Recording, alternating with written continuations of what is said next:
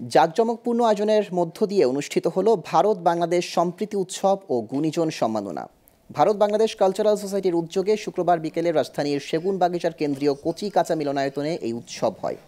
এ সময় ভারত বাংলাদেশ কালচারাল সোসাইটির পক্ষ থেকে বিভিন্ন ক্যাটাগরিতে 40 জনকে সংবর্ধনা দেওয়া হয়।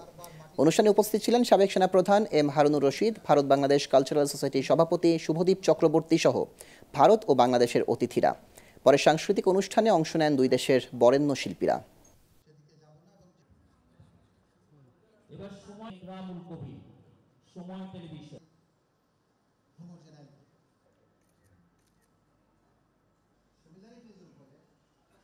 এই বাংলাদেশ ভারত যে অভিন্ন বন্ধুত্বপূর্ণ সম্পর্ক, সেই বন্ধুত্বের সম্পর্কের প্ল্যাটফর্ম থেকে এ ধরনের একটি স্বীকৃতি অবশ্যই খুব সম্মানজনক। আমি অত্যন্ত খুশি এবং আয়োজকদেরকেও ধন্যবাদ জানাই।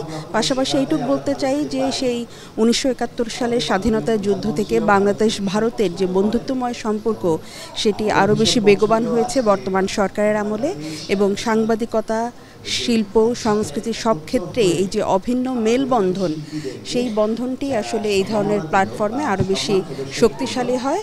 সুতরাং আমি অত্যন্ত আনন্দিত এবং নিজেকে ধন্য মনে করছি।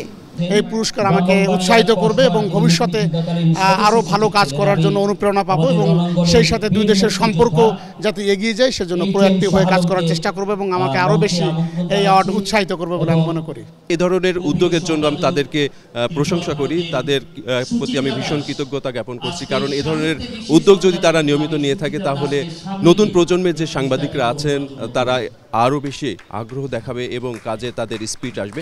আর যে কোনো স্বীকৃতি কাজের প্রতি আগ্রহ, কাজের প্রতি দায়িত্ব সব কিছু বাড়িয়ে দেয়।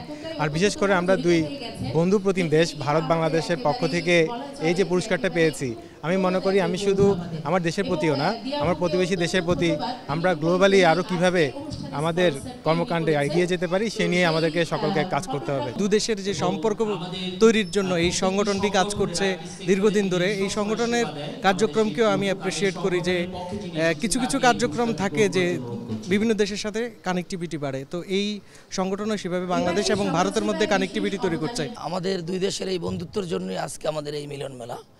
আমরা আজকের এই অনুষ্ঠান সফল করতে পেরেছি, সেজন্য ধন্যবাদ। আমরা চাই ভারতের সাথে বাংলাদেশের আরও বন্ধুত্ব, আরও সম্পর্ক আরও মজবুত হোক।